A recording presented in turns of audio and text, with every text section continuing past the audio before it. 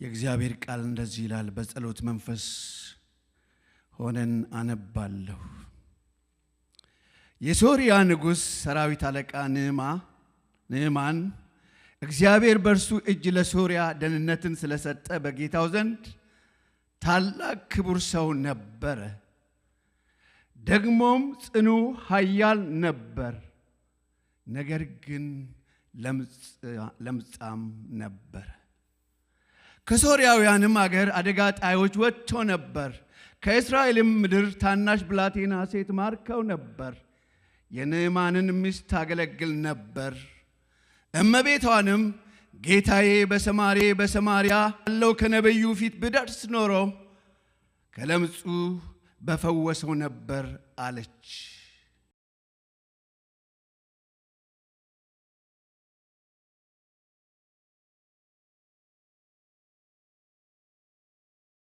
ሃሌሉያ! እግዚአብሔር የተመሰገነ ይሁን። ይሄንን ታሪክ ሁላችንም ብዙ ጊዜ አንብበናል። ብዙ ጊዜ ይሄንን ታሪክ እናውቀዋለን። ጌታ በዚህ ውስጥ ትልቅ ነገር እንደሚናገረን ተስፋ አረጋለሁ። አዲስ ነገር አይደለም። ግን አንድ ነገር ሰማሁኝ ትላንትና ማታ። ያልነበራችሁ አመለጣችሁ። ዕውቀት አልጠፋም። ወደ ጌታ ከመጣን ጊዜ ጀምሮ ብዙ ጊዜ የእግዚአብሔርን ቃል ተምረናል። የጠፋው በሕይወት መኖር ነው። በዛ መኖር ነው ያቃተን የሚል መልእክት ነበር። ለእኔ ትልቅ ነገር ነው። ጌታ ይባረክ። እግዚአብሔር በዚህ ክፍል በምንመለከትበት ጊዜ ወደዛ ከመሄዴ በፊት እንዲህ ብያለሁ። ከኋላ ላላችሁ ምርኮኞቹ መልእክተኞች ብያለሁ። ምርኮኞቹ መልእክተኞች ርዕሴ እሱን ነው። በዚህ ክፍል አንድ ነገር እናያለን እና ንዕማን የሚባል ሰው አለ። ይሄ ሰው እግዚአብሔር የአሕዛብ ንጉሥ ነው። ግን እግዚአብሔር በዚህ ሰው እጅ ለሶርያ ደህንነትን፣ ነፃነትን፣ ሶርያ በነፃነት እንድትኖር እግዚአብሔር የረዳው ሰው ነው፣ ያገዘው ሰው ነው። ይሄ ሰው አለቃ ነው፣ ሹም ነው። እግዚአብሔር ረድቶት ነው ማለት ነው። አሕዛብ ነው። በአሕዛብ ነገሥታት ላይም እግዚአብሔር ምን አለ ማለት ነው? ተሿሚዎች ላይ ንጉሡንም የሚሾም እሱ ራሱ እግዚአብሔር ነው። አለቆችንም ሌሎችን መሾም የሚችል በስፍራው የሚያስቀምጥ እሱ እግዚአብሔር ነው። ለዚህ ሰው ግን እግዚአብሔር በእርሱ እጅ ለሶርያውያን ደህንነትን ሰጥቷል። በጣም የተወደደ ነው። በጣም የከበረ ነው። በማዘን በንጉሡ ዘንድ ይለናል የእግዚአብሔር ቃል። ክቡር ሰው ደግሞም ጽኑ ኃያል ሰው፣ በጣም የተመሰከረለት የተወደደ ሰው ስለሆነ ስለዚህ ሰው በጣም ጌታ ልናመሰግን ይገባናል። ይሄን ያደረገው በሱ ሕይወት ውስጥ እግዚአብሔር ነው ይላል። የአሕዛብ ንጉሥ ቢሆንም ይህንን ያደረገው ራሱ እግዚአብሔር።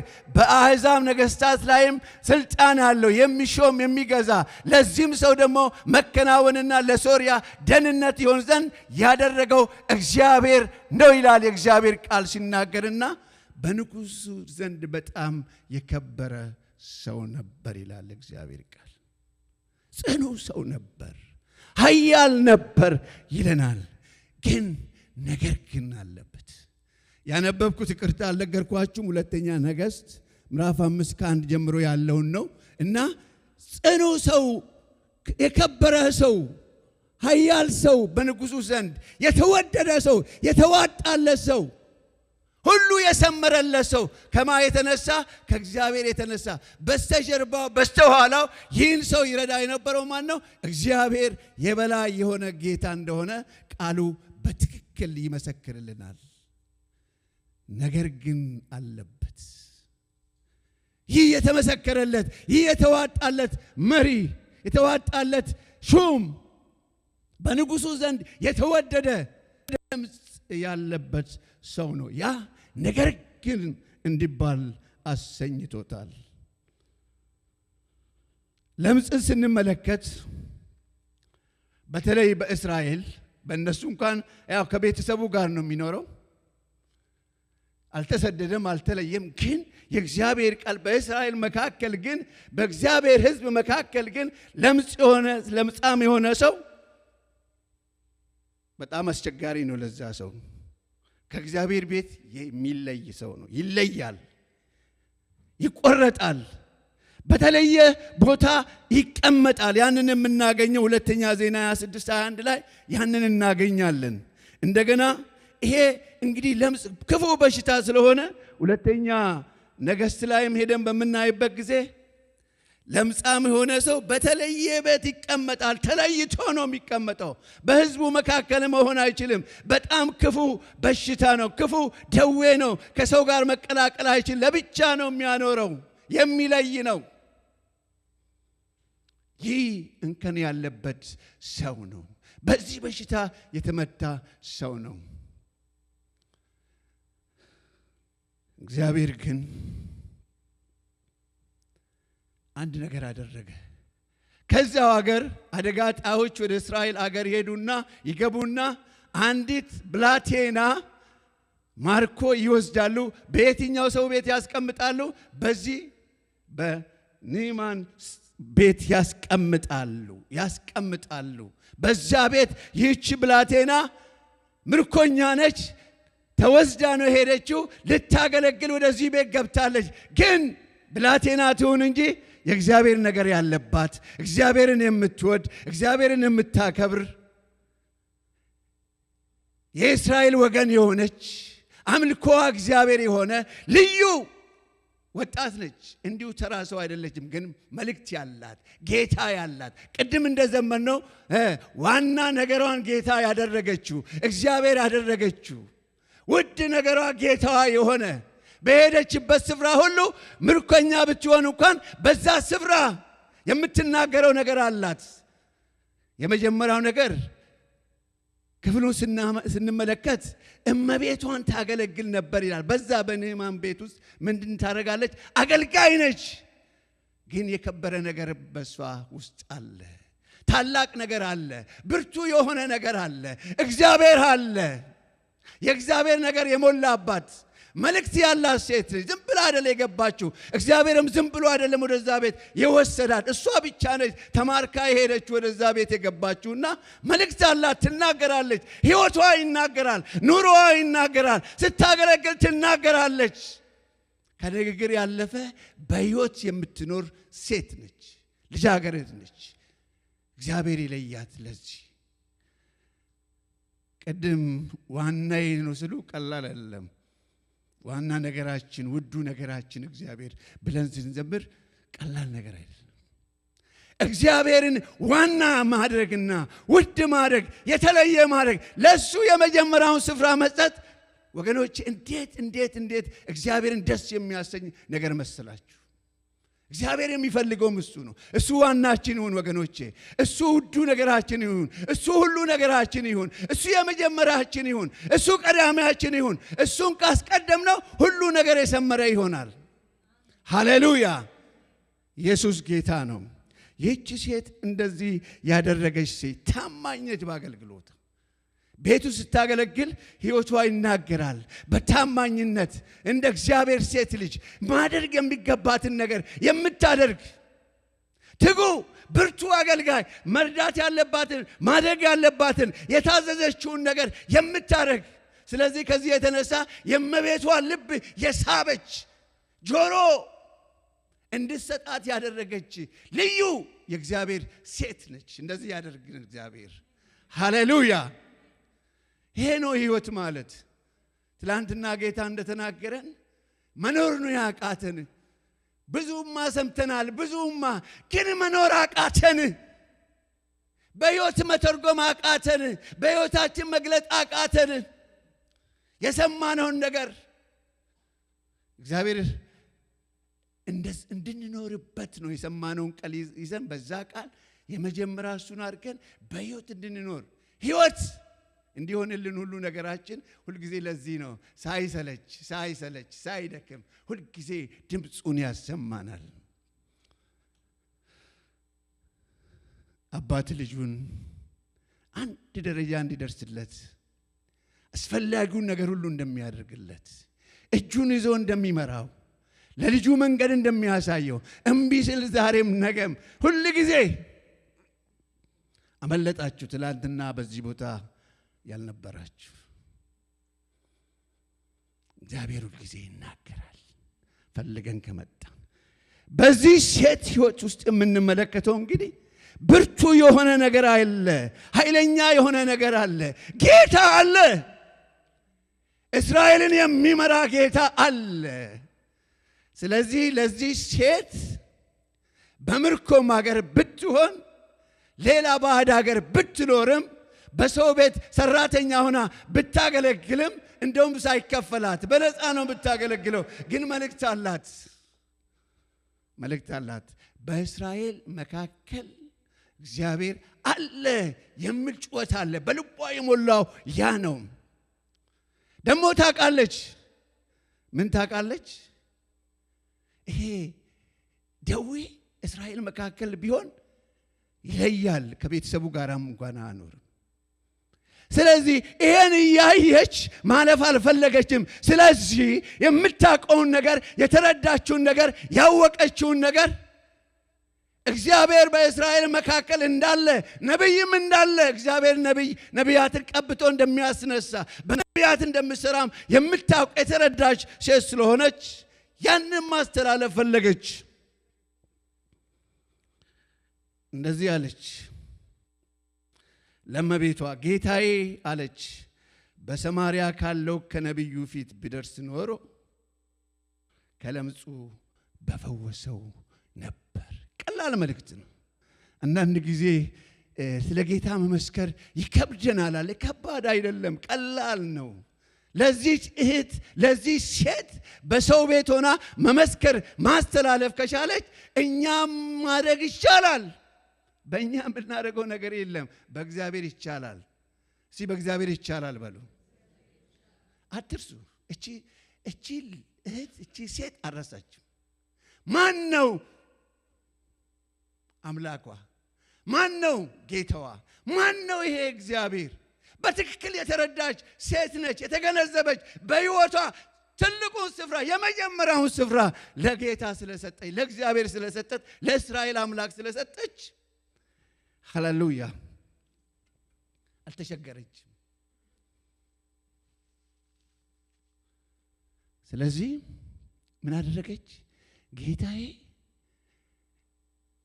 በእስራኤል በነቢዩ ፊት ቀርቦ ደርሶ ቢሆን ኖሮ በቃ አለቀለት። ይሄ ነገር ግን የተባለው ደዌ አለቀለት። የሚወገድ ነው፣ የሚቀር ነው፣ ንጹሕ ይሆናል ብላ አምና ስትናገር እኮ በእምነት ቃል ነው የምትናገር። መልእክቱ ስታስተላለፍ ነቢይ አለ፣ እግዚአብሔር ያስነሳው ነቢይ አለ በሕዝቡ መካከል። በኤልሳ አማካይነት የሚሰራ ጌታ አለ፣ እዛ እስራኤል ሀገር አለ። ምናልባት እሷን ሄዶ በማር እዚህ ጋር አልተገለጠም እንጂ ይሄ ሄዶ ሳይሄድ አይቀርም። እሷን በሚማርኩበት ጊዜ ደርሶ ቢሆን ኖሮ ነው የምትለው እኮ። እሷን ሲያመጡ ወይ እሷን ሲማርኩ ደርሶ ቢሆን ኖሮ ከዚህ ለምጽ ይፈወሳል፣ ይድናል ብላ ነው በእምነት የምትናገረው። ምንድነው እንዲህ ዝም አላሰኛላት? በነቢዩ በኤልሳ እግዚአብሔር ብዙ ነገሮች እንዳደረገ የተቀበለች፣ ያመነች፣ ያወቀች፣ የተረዳች ሴት ነች፣ ልጃገረድ ነች። እግዚአብሔር በዚህ ነቢይ ብዙ ነገር አድርጓል። ሁሉን ትቶ ነው ኤልያስን የተከተለው። ሁሉ ፈላልጦ አብላልቶ ሁሉን ነገር ሰጥቶ ነው የተከተለው። ኤልያስን እያገለገለ እያለ አንድ ቀን ታሪኩን እንደምታውቁት እግዚአብሔር ኤልያስን ለመውሰድ ፈለገና እዚህ ቅርብ ብሎ እምቢ አልለይም።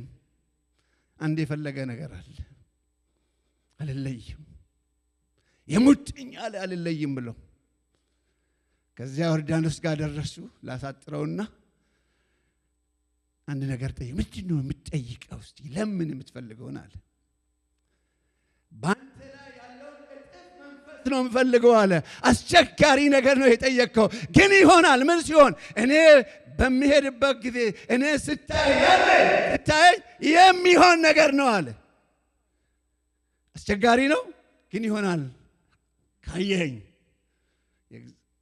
የኢሳያስ ሰረገላዎች መጡና ሁለቱን ለዮርዳኖስን ከተሻገሩ በኋላ ኤልያስ ዮርዳኖስን ምን አድርጓል? ከፍሎ በደረቅ ከተሻገሩ በኋላ ነው ይሄ የሆነው። ስለዚህ ኤልያስ ተለየው፣ እግዚአብሔር ወሰደው፣ ወደ ሰማይ ወሰደው። ኤልሳ ግን መጎናጸፊያውን ወሰደ ይላል እግዚአብሔር ቃል። መጎናጸፊያውን ወሰደና ያለው ነገር የመጀመሪያው ታምር ነውና እዛ ጋር የኤልያስ አምላክ ወዴት አለ እያለ መታው። ባህሩ ተከፈለ። የኤልያስ አምላክ በሱም መስራት ጀመረ። ዮርዳኖስ ተከፍሎ ተሻገረ እና ብዙ ታምራቶችን አድርጓል። ይሄ ሰው ይሄ ነቢይ፣ እግዚአብሔር የቀባው ነቢይ፣ እግዚአብሔር ያስነሳው ነቢይ፣ እግዚአብሔር የተጠቀመበት ነቢይ ነው። አንደኛው ታምር እዛ ነው።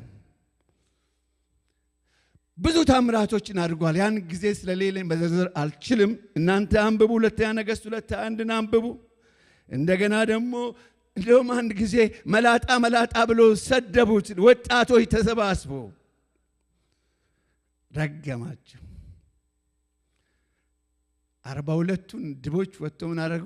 እንዳልነበሩ አደረጋቸው። ታውቃለች ይህንን ታሪክ ሁሉ የምታውቅ ነች። ሌላው በጣም የሚደንቅ ነገር በዚህ ሰው የተደረገው አንዱን ላንብብላችሁና ወደዛ እንሄዳለን። ሁለተኛ ነገሥት ምዕራፍ 3 ላይ ይሄ ሰው የተናገረው ነገር ነው። 3 ነገሥታቶች ለጦርነት ተባብረው ሞዓብ የምትባለውን አገር ለመውጋት ተነሱ። 7 ቀን ከዞሩ በኋላ ውሃ የለም። ወየው አሉ።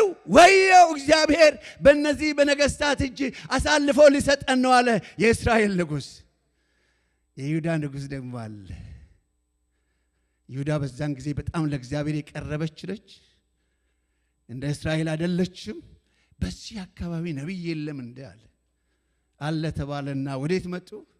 ወደ ኤልሳ መጡ እና ምዕራፍ 3:16 ላይ እንዲህ አላቸው። በጠየቁ ጊዜ እሱ እግዚአብሔርን ጠየቀ። እንዲህ አላቸው ሲመልስላቸው፣ እግዚአብሔር እንዲህ ይላል። ኤልሳ እግዚአብሔር እንዲህ ይላል የሚል ሰው ነው። ከእግዚአብሔር ተቀብሎ ነው የሚናገረው። እግዚአብሔር እንዲህ ይላል፣ ነፋስም አታዩም፣ ዝናብም አታዩም፣ ይህ ሸለቆ ውሃ ይሞላል። ነፋስ በሌለበት ዝናብ በሌለበት ሸለቆ ግን ውሃ ይሞላል። ሃሌሉያ! ይሄን ማን ነው ማድረግ የሚችለው? ልክ እንዳለው እናንተም አላቸው። በቃ ውሃው ይኖራል ምንም በሌለበት። እናንተም ትጠጣላችሁ፣ ከብቶቻችሁ ይጠጣሉ። ይህ በእግዚአብሔር ዓይን ዘንድ ምንድን ነው አለ? ቀላል ነገር ነው። ልክ እንዳለ ሆነ ወገኖቼ። ምንም የሚያስቸግር ነገር የለም በአምላካችን ፊት፣ ሁሉ ቀላል ነው። ታመኑ። የታመነ እንደ ቃሉ የታመነ የቆመ የጠበቀ እንደ ቃሉ ይሆንለታል። ሃሌሉያ! ነፋስ በሌለበት ዝናብ በሌለበት ውሃ ጉድጓድ ይሞላል፣ ሸለቆን ይሞላል። እንደዛ ነው የሆነው። እንደውም ደግሞ እነዚህ ነገሥታቶች ታሸንፋላችሁ። ነገሥታቱ እርስ በርሱ ነው በቃ እንትን ያለው ማለት ነው። ዋ አሉና ሸሹ።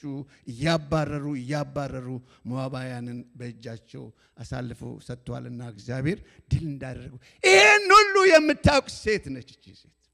ታዲያ በዚህ ሰው ቤት በዚህ አለቃ ሹም ቤት ሆና ስለ ጌታ መናገር ምንድን ነው የሚከብዳት? ምንድን ነው የሚይዛት? ምንም። በእምነት 100% የተረጋገጠ ነገር የሚሆን ነገር ነው። ይሂድ ብቻ ወደ ኤልሳ ይሂድ፣ ወደ እግዚአብሔር የእግዚአብሔር ነቢይ ወደ አለበት ይሂድ። እመቤቷ ጆሮዋን ሰጠቻት፣ ልቧን ሰጠቻት። ይሄን መልእክት ተቀብላ ለንዕማን ሰጠች፣ ነገረችው። ተነሳ። ችግር ያለበት ሰው እኮ ይነሳል። ወገኖቼ ስንት ሰዎች ያጋጥመናል፣ ችግር ያለባቸው መፍትሄ የሚፈልጉ ፈልገው ያሉ ሰዎች እኛ ዝም ብለናቸው ያለፍናቸው አልፈናቸው እነሆ ወደ እግዚአብሔር መምጣት ያልቻሉ ከችግራቸው ነፃ መውጣት ያልቻሉ። እቺ ሴት እኮ ዝም ብትል ኖረው በቃ ለምጻም ሆኖ ይቀራል ይህ ሰው። በእስራኤል መካከል የእግዚአብሔር ነቢይ አለ፣ እግዚአብሔር የቀባው ሰው አለ። ለምጽ በፊቱ መቆም አይችልም፣ ያደርጋል። ተማምና ነው። አቤት እንደዚህ አይነት እምነት ይኖረን። በቃ ባለፈው ሳምንት ስንጸልይ ለዚህ ለወንጌል ስርጭት የማለዳ ጸሎት አንድ ነገር ልቤን የሚነካ ነገር ሲናገሩ ሰምቻለሁ። ስለ ሕይወታችን እንኳን ብናወራ እኮ ሰዎች ደህንነትን ያገኛሉ። ስለ ሕይወታችን ጌታ ያደረገልንን ጌታ የሰራልንን ጌታ ካገኘን ጀምሮ ድሮ ምን አይነት ሕይወት ነበረን ያንን ብንናገር በቀላሉ ምንም ሳይሉ ይሰማሉ፣ ጆሮ ይሰጣሉ። በዛ ውስጥ እግዚአብሔር ስራን ይሰራል ሲባል ሰምቻለሁ። ይህ ትልቅ መገለጥ ነው። ሊሆን የሚገባው ይሄ ነው። ይህች ልጅ ያደረገችው ይሄንን በእስራኤል መካከል ያለውን ነገር ነው መናገር የያዘችው። ሳትፈራ ምርኮኛ እኮ ነች። አልፈራችም። አትፍሩ፣ ከኛ ጋር ያለው ከሁሉም ይበልጣል። ሄዱ ወንጌልን ተናገሩ ያለው እግዚአብሔር በስልጣን ነው የላከንና ስልጣን እንዳለው ሰው የሆነን እንናገር፣ እናውራ፣ እንመስክር፣ ዝም አንበል። አንድ ነገር ጣል እናድርግ። እግዚአብሔር እሱ ነው የሚሰራው። እኛ ምሰራ ይመስለናል፣ አይደለንም። ሰሪው ማን ነው? ስለዚህ አሁን እቺ ልጅ የራሷን ድርሻ እየተወጣች ነው። አያችሁ፣ ትልቁ ነገር እግዚአብሔር በብሉይ ኪዳንም በአዲስ ኪዳንም ምድር ሁሉ እግዚአብሔር አምላክን እንድታውቅና ይህን አምላክ ሁሉ እንዲያመልክ ነው እግዚአብሔር የፈለገው። አብርሃምንም ሲጠራው ለዚህ ነው። እግዚአብሔር ራሱ ሌሎች አማልክትን አታምልኩስ ብሎ ሲናገር እሱ ብቻ የሚመለክ በምድር ላይ ከሱ ሌላ አምላክ እንደሌለ ሰዎች ሁሉ አውቆ እንዲያመልኩት ነው። እና ይህች ሴት ይህ ሁሉ የገባት ሴት ስለሆነች ተናገረች፣ የሚያስፈልገውን ነገር አስተላለፈች። በኤልሳ ሕይወት እግዚአብሔር ያደረገውን በእምነት በድፍረት ያለ ፍርሃት ተናገረች። ሴትዋ እንዴት ሰማች? እንዴት አዳመጠች? እንዴት ይሄን መልእክት ተቀበለች? ሕይወት አይታለች። በኑሮ እኮ ነው፣ በሕይወት እኮ ነው እየኖረች እኮ አገለገለች፣ እየታዘዘች ጆሮ እንድትሰጣት አደረገች እኮ። አያችሁ፣ ክርስትና መኖር ነው፣ ሕይወት ነው። መጀመሪያ በሕይወት ኑሩና ለሌሎች ሰዎች ስለ ጌታ ንገሯቸው። ጠዋት ሄኖክ ሲመጣ አገኘሁትና ግባ አልኩት። አይ እንደገና ነች ጋበዘች እንጂ እሷ እስከምትመጣ ድረስ አልገባም አለ። ጌታ ይባርክሽ። እንደገና ሄኖክን ስለጋበዝችው እንደዚህ ነው። ጠበቃት። አያችሁ፣ እስከምትመጣ ድረስ በዚህ በኩል ትገባለች አልኩት። ወደዚህ ወጥቶ ነው የጠበቃት። መግቢያዋ ላይ ጠበቃት። አብረው ቁጭ አሉ። ደስ አይልም? እንደዚህ ነው፣ እንደዚህ ነው። ሕይወት ይናገር። አሜን። ሕይወት ይናገር። ሕይወት ከተናገረ ቀላል ነው። አፍ ሲወጣ በአንደበት ሲወጣ ኢየሱስ ጌታ እንደሆነ በአፍህ ብትመሰክር በልብ ብታምን ሰው በልቡ አምኖ በአፉ መስክሮ ምን ይሆናል? ይድናል። አያችሁ፣ ቀላል ነው። ለዚህች ምርኮኛ ልጃገረድ ከበዳት? ምንም። ዋና ይሁና ጌታ፣ ውድ ይሁና በሕይወታችን፣ ስፍራ እንስጠው አለ እሱ። በቃ የመጣው ቃል ይሄ ነው። ዋና የበላይ እሱን ካደረግን እኮ ቀላል ነው፣ ቀላል ነው። ትላንትና ከባድ ዝናብ ነበረ፣ ብርድም ነበረ። ልመሰክር ወጣንና ዲኖ ውጩ ብርዱ፣ ስለዚህ ሞል መሄድ አለብን አለ። ሞል ውስጥ እንግዲህ ወገኖች ሌላ ቀን በደንብ እናየዋለን። እሱን ግን ክርስትና ሁል ጊዜ ወንጌል ሁል ጊዜ አልጋ ባልጋ ሆኖ አይደለም ይሰራው። በስደት በመከራ እየተሰደምን እየተባረን ነው የሚሰራው። ሁል ጊዜ እኛ በቃ እንደው በቃ ክፍት ነፃ የሆነ ነገር አትፈልጉ። ይሁን በምንም ይሁን ወንጌል ሲነገር ተቃውሞ አይጠፋም እንዳፈሩሱ አለሱ እመኑሱ። ኢየሱስም እኮ ይሄንን ወንጌል መንግስት በሚሰብክበት ጊዜ ብዙ ተቃውሞዎች ቀርቦበታል። እሱን ሁሉ አልፎ ነው የተናገረው ይሄን ሁሉ ያደረገው። እና መጀመሪያ እኔን አገኙና ማስጠንቀቂያ ሰጡኝ። ከዛ ደግሞ ሁላችንንም አባረሩን ማለት ነው። ከሞል መባረርም አለ። ግን ይገርማችኋል 82 ሰው ደርሰናል። ጌታ ይባረክ። አንድም ሰው ማግኘት ቀላል አይደለም። ግን 82 ሰው ብዙዎቹም ቢብሉም የተቀበሉት ትራክቱን የተቀበሉ ቆሞም ያዳመጡ የሰሙም አሉ። 82 ሰው ደርሰናል እስከምንባረር ድረስ። ሕይወት እናገር እንዲህ አልኩኝ እኔ የሰማይ አምላክ ስልጣን ሰጥቶናል፣ ጌታ በስልጣን ልኮናል የሚል ወደ ልቤ መጥቷል። እሱም ጋር ከጌታ ጋር እንግዲህ እንነጋገራለን። በስልጣን የተሾመን ሂዱ ያልን ፈቃድ የተሰጠን ከሰማይ የተሰጠን ፈቃድ አለ። ግን ወንጌሉ አካሄዱ በዚህ መልክ ስለሆነ ነው እነዚህ ነገሮች ሁሉ የሚመጡት። ይሄ ተስፋ ሊያስቆርጥን አይገባም። እንናገራለን፣ ያየነውን እንመሰክራለን፣ የሰማነውን እንናገራለን። ዝም አንልም። እቺ ሴት ዝም አላለች። ጌታ ይባረክ። ይሄ ሰው ይህንን የብላቴናዋን ምስክርነት ከሰማ በኋላ በጣም የሚገርመው ነገር ለንጉሱ ነው የነገረው። ለንጉሱ ለሚወደው ላከበረው፣ ጽኑ ነው ለምሎ ኃያል ሰው ነው፣ ደህንነትን አምጥቷል ለአገሬ ላለው ሰው ነገረው። መንገር ነበረበትና ነገረው። ይሄማ ቀላል ነው አለ ንጉሱ። ምን ደብዳቤ እጽፋለሁ አለ። በደብዳቤ የሚሆን መሰለው። በደብዳቤ የሚሆን ነገር አይደለም። እሷ ያለችው ያመላከተችው ወዴት እንሄድ? ወደ ኤልሳ፣ ወደ ነብዩ፣ ወደ እግዚአብሔር ነብይ፣ እግዚአብሔር ወደ ቀባው፣ እግዚአብሔር እንዲህ ይላል ብሎ የሚናገረው ከእግዚአብሔር ወደሚሰማው እንዲሄድ ነው የፈለገችው። ንጉሱ ወደ ንጉሱ ላከው ማለት ነው። አይ የእስራኤል ንጉስ የዛችን የብላቴናን ኃይል እንኳን ነብይ በእስራኤል መካከል መኖኑን ረስቶ ይሄው ሰበብ ሊፈልግብኝ ነው፣ ይሄው ምክንያት ሊፈልግብኝ ነው ብሎ ልብሱን ቀደደ። ኤልሳ ሰማ ንጉሱ ልብስ መቅደዱን። ወደ እኔ ላከው አለ። ወደ እኔ ላከው። ልብስን ለምን ትቀዳለህ? በእስራኤል ዘንድ ነብይ እንዳለ ያውቃል ብሎ ወደ ንጉሱ ላከ። የተነገረውም እኮ ሴትዮዋ ማስተላለፈችው በእስራኤል መካከል ነብይ አለ ነው የተባለው። ነብይ ፍለጋ ነው የመጣው እንጂ ንጉስ ፍለጋ አይደለም የመጣው። ንጉሱ ያረሶ ወደ ኤልሳ መላክ ሲገባው ልብሱን ቀደደ። በቃ ጦርነት ፈልጎኛል፣ ሰበብ ፈልጎኛል። ሰበብ አልፈለገም። እሱ መዳንን ነው የፈለገው። መዳንን ፈልጎ ነው የመጣው። ኤልሳ ወደ እኔ ላኩ። ነብይ የት አለ? በእስራኤል መካከል ነብይ እንዳለ ሰምቷል። ገና ከሀገሩ ሲነሳ ሰምቷል፣ አውቋል። አምኖ ነው የመጣው። ሳያምን እኮ አይንቀሳቀስም። እድናለሁ ብሎ ነው የመጣው።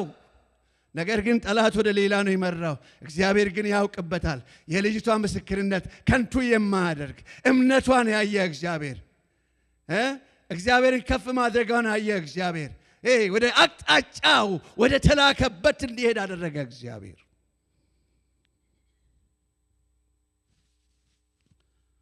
እና ላካለው። ለምንድን ነው ልብስ የምትቀደው? ልብስ መቅደድ ለምንድን ነው? ነብይ በእስራኤል መካከል እንዳለ ያውቃል ብሎ ወደ ንጉሱ ላከ ይላል። ሁለተኛ ነገሥት 10 ላይ ሄደን ስናነብ ወዴት መጣ? ሁለተኛ ነገሥት ምዕራፍ 5 ቁጥር 10 ላይ ሄደን ስናነብ ወዴት መጣ? ወደ ኤልሳ መጣ። ምዕራፍ 5 ቁጥር 10 ላይ ይሄ የሹም አለቃ የጠበቀው ንዕማን መጥቶ ሌላ ነገር ነው የጠበቀው። መቼም ብዙ ነገር እኛ የምናስበው አለ አይደለ? በዚህ መንገድ ብለን ራሳችን ካልኩሌት የምናደርግ ነገር አለ። እንዲህ ቢሆን ምን አይደለም። እግዚአብሔር እኛ ባሰብነው መንገድ አይደለም የሚሰራው። እሱ የራሱ መንገድ አለው። መንገዱ ከኛ ሐሳብና አጀንዳ በተለየ መልክ እሱ የሚሰራበት መንገድ የላቀ ያውቅበታል እግዚአብሔር ሲሰራ። ስለዚህ ኤልሳ ወጥቶ እንኳን አላናገረው። መልእክቱን የላከበት እንደዚህ እንዲያደርግ ቁጥር 10 ላይ ኤልሳም ሂድ በዮርዳኖስ 7 ጊዜ ታጠብ፣ ሥጋህም ይፈወሳል፣ አንተም ንጹሕ ትሆናለህ። ወደ እርሱ መልእክተኞችን ላከ። እንደዚህ ብሎ መልእክተኛ ነው የላከው። ሰውየው በዚህ ሰዓት መቼም አንዳንድ ጊዜ እሱ እንኳን አይፈረድበትም፣ አልፈረድበትም። የጠበቀው ሌላ ስለሆነ ባለው ደረጃ ወደሱ መጥቶ ነቢዩ በእግዚአብሔር ስም የአምላኩን ስም ጠርቶ በእጁ ዳሶ በቃ የለምጹን ስፍራ ዳሰው የሚፈውሰው መስሎት ነበር። ሂድ በዮርዳኖስ ወንዝ 7 ጊዜ ጥለቅ፣ ከዛ ትነጻለህ፣ ንጹሕ ትሆናለህ ብሎ ቃል መጥቷል። አየህ ይህች ብላቴና የእግዚአብሔር ቃል እንደሚመጣ በዚህ ነቢይ በጣም 100% የምታውቅ ሴት ነች። እንደዛ ያድርገን። በቃ በእግዚአብሔር ቃል መቆም ነው። የቆመች የጸናች እንደሚፈወስ እኮ ገና መጀመሪያ ነው የተናገረችው። እና እሱ አሁን ተመለከተና ደማስቆ እኮ ወንዞች አሉ አለ። አባናና ፍራድርፋ አለ፣ ፋርፋ አለ። ወንዞች ተመለከተ። እዛ ብትሄድም ብሄድ ኖሮ እኮ መንጻት የለም። እግዚአብሔር ቃል ዮርዳኖስ ውስጥ ነው የተባለው፣ ቦታ ውስጥ ነው። እንደ እግዚአብሔር ቃል መሰረት ሲሆን ነው፣ ስናደርግ ነው የሚሆነው። ጌታ ይባረክ። መቼም አብሮች የነበሩ ሰዎች ጥሩ ነገር አደረጉ። ጌታም የዚህ ሴት ምስክርነት ያለ ፍሬ እንዳይቀር ስለፈለገ አብሮ የነበሩትን አስነሳ። እግዚአብሔር እንዴት እንደሚሰራ ያውቃል እኮ እግዚአብሔር መንገዱ ሲያቀናለት። ከዛ አባት ሆይ አሉት። አባት ሆይ ነቢይ ቁጥር 13ን ስትመለከቱ አባት ሆይ ነቢዩ ታላቅ ነገርስ ቢጠይቅ ኖሮ ባደረከው ነበር።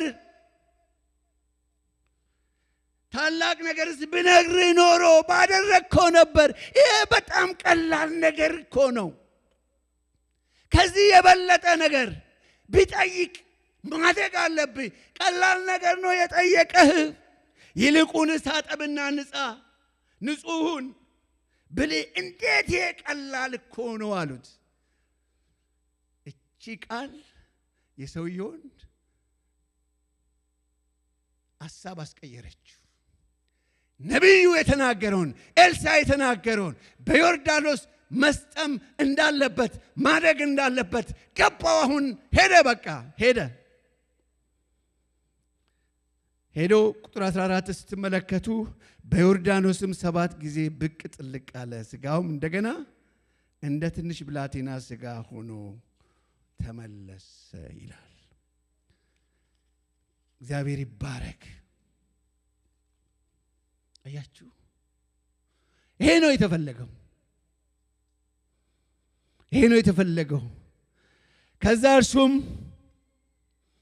ከጭፍራው ጋር ሲመለከት ፈጠመ። በመጀመሪያው ምንም የለም፣ በሁለተኛው ምንም የለም፣ በሶስተኛው ምንም የለም፣ በአራተኛው ምንም የለም፣ ያው ነው ገላው። በአምስተኛው ምንም የለም፣ በስድስተኛው ምንም የለም። 7 ነው የተባለው። በሰባተኛው በጠለቀ ጊዜ ሲወጣ ንጹሕ ሆነ። ሃሌሉያ አሜን በሉ እስቲ። እግዚአብሔር ቃል ብቻ ይናገር፣ ቃል ብቻ ይምጣ። የእግዚአብሔር ቃል የሚሰራ ቃል ነው። የሌለ ወደ ማኖር ያመጣ ቃል። እቺማ ለምጽ ምንድን ነች? እንደ እግዚአብሔር ቃል ይሆናል። አምነን ስናደርግ ይሆናል። ዋው! አሁን ምን ያድስ ያይ ንጹህ ሆነ። በቃ ሩጫ ወዴት ሆነ? ወደ ቤት አልሄደም። እነዛ ክርስቶስ ያነጻቸው ለምጻሞች ከነጹት ውስጥ 10 ነበሩ። የተመለሰው ማን ነው? አንዱ ምስጋና ይዞ ሊያመሰግነው። ይሄ ሰው ልክ እንደዛ ነው ያደረገው። ተመለሰ። አሁን ወደ ኤልሳ ተመለሰ። ምን አለና ስጦታ ይዞ ነበረ። ገና ሲነሳ ከቤቱ በጣም ብዙ ስጦታ ይዞ ነበር ሄደው እና ከጭፍሮቹ ጋር ወደ እግዚአብሔር ሰው ተመለሰ ይላል። ቁጥር 15 ላይ ስትመለከቱ መጥቶም እንዲህ ነው ያለው፣ ከእስራኤል ዘንድ በቀር በምድር ላይ አምላክ እንደሌለ አወቅኩኝ። ሃሌሉያ! ይሄ ነው የተፈለገው። ምርኮኞቹ መልእክተኞች፣ ምርኮኛዋ መልእክተኛ መልእክቱን በእምነት ስላስተላለፈች ከእስራኤል ዘንድ በስተቀር አምላክ የለም አለ። ራሱ መሰከረ። ሃሌሉያ! እንዲህ የሚመሰክሩ ሰዎች ብዙ ወገኖች ገብቷቸው የሚመሰክሩ እውነትም ነው። እሱም የሚያመልከው ሌላ አምልኮ አለው፣ ሌላ መስዋዕት የሚያቀርባለው፣ ግን አላቀርብም አለ። አሁንም አለ እኔ ባሪያ ከእንግዲህ ወዲህ ከእግዚአብሔር በቀር ለሌሎች አማልክት የሚቃጠል መስዋዕት ወይም ሌላ መስዋዕት አላቀርብም። በእስራኤል መካከል ብቻውን አምላክ የሆነ አለ። ሃሌሉያ! ሰዎች ወደዚህ ደረጃ እንዲመጡ ነው እግዚአብሔር የሚፈልገው። በእኛ ህይወት፣ በእኛ የህይወት ኑሮ፣ በእኛ የምስክርነት ቃል ወደዚህ መጥቶ ሰዎች ሁሉ ደህንነትን እግዚአብሔር ማን ነው? ታላቅ አምላክ፣ ቅድም የዘመርነው ዋና ነው ያልነው፣ ልዩ ነው ያልነው፣ ውዱ ነገሬ ነው ያልነው፣ እሱ እንዲመሰገን፣ እሱ እንዲከበር፣ ሰዎች ሁሉ እሱን እንዲያውቁ። ለዛ ነው የሚደንቅ ነገር ነው። ሰውየው ዳነ፣ ለዛ ቤት ደህንነት ሆነ። ነገር ግን የተባለው ነገር ግን ምን ሆነ? ተወገደ። የለም ከዚህ በኋላ ነገር ግን የለም ከዚህ በኋላ ባዕድ አምልኮ የለም ከዚህ በኋላ የሚመለክ አምላክ ተገኘ። ሃሌሉያ! አብረው የሚያመልኩት አሁን ብቻዋን አይደለችም። በዛ ቤት ከነሱ ጋር የማምለክ ዕድል አገኘች። እቺ ብላቴና ወረሰችው፣ አስወረሳት። እግዚአብሔር የሚያስወርስ ጌታ አለ። ያስወርሳል። ስለ ቤተሰቦቻችሁ የምትጨነቁ አላችሁ፣ ያስወርሳችኋል። ወንጌል በአንድ ሰው ብቻ ይገባል። እኔ ስላየሁት አስወርሶኛል። ካልወረሳችሁ ጥያቄ ጠይቁ፣ ለምን በሉ። ጌታ መንገዱን ያሳያችኋል። ለእናታችሁ እናቶች ካሉ እናንተ ናችሁ፣ አባት ካለ እናንተ ናችሁ፣ እህቶች ካሉ እናንተ ናችሁ። ልትተጉ በጣም ጌታ ምርኮ አድርጎ እስከሚሰጣችሁ ድረስ ልትበረቱ ይገባችኋል። አንድ ምስክርነት ሰማሁ እዚሁ አንድ ጸሎት ላይ ማለት ነው። በየቀኑ መግባት ጥሩ ነው ጸሎት። እሺ አሜን ነው። በየቀኑ መግባት ጥሩ ነው። አንዲት እህት እዚሁ መካከላችን አለች። መጀመሪያ ራእይ ነው ያየችው፣ ህልም ነው ያየችው። አየዋለች ስለ አባቷ። ስለዚህ ያየችው ላይ ቆማ እግዚአብሔር ራእይ ስላያት ጌታ ስለነበራት ስለ አባቷ መጸለይ ጀመረች፣ በህልሙ መሰረት ማለት ነው። ያ ተቃዋሚ የነበረው አባት ወደ ጌታ መጥቶ ምን ነው በወጣትነቴ ዘመን ምን ነው በጣም ልጅ በነበርኩበት ጊዜ ምን ነው ይሄንን ጌታ አውቄ በኖረው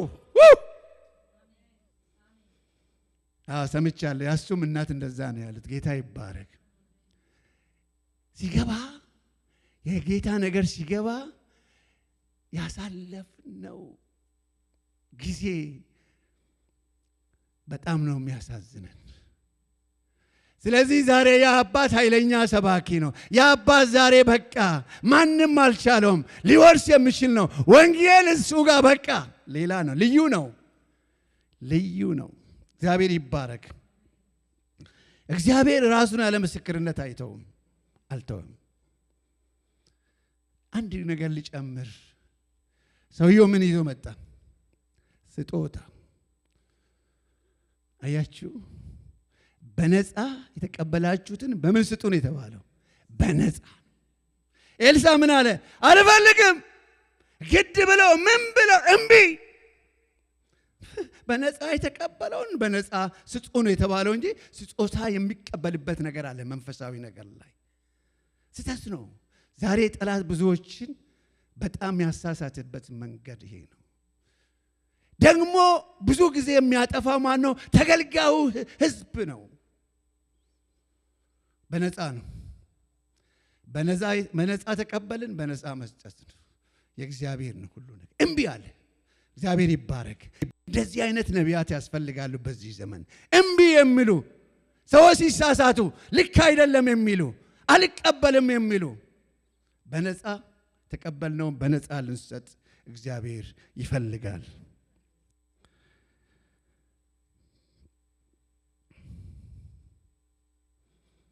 ወገኖቼ በኒማን ቤት ምን ሆነ? ፈውስ ሆነ።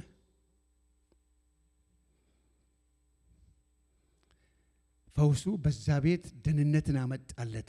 ፈውስ ብቻ አይደለም፣ የሚያመልከውን እንዲያውቅ እንዲረዳ፣ ከእስራኤል አምላክ በስተቀር በምድር ላይ ሌላ የሚመለክ አምላክ እንደሌለ አውቃለሁ ብሎ ወደ አምልኮ ገባ። ይሄንን አምላክ ለማምለክ ራሱ ሰጠ። ከዚህ በኋላ ለሌላ መሰዋት አላቀርብም፣ መሰዊያ ለእግዚአብሔር ብቻ ነው፣ ለዚህ አምላክ ነው። አረ ብቻልስ አፈሩን ይዤ ልሂድ አለ። ሃሌሉያ!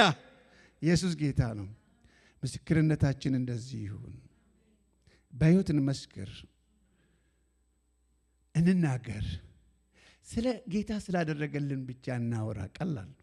እንዴት እንደምጀምር አትጠበቡ፣ አትቸገሩ። እሱ ራሱ መንገዱን ያሳየናል። እንደዛ ነው ጌታ።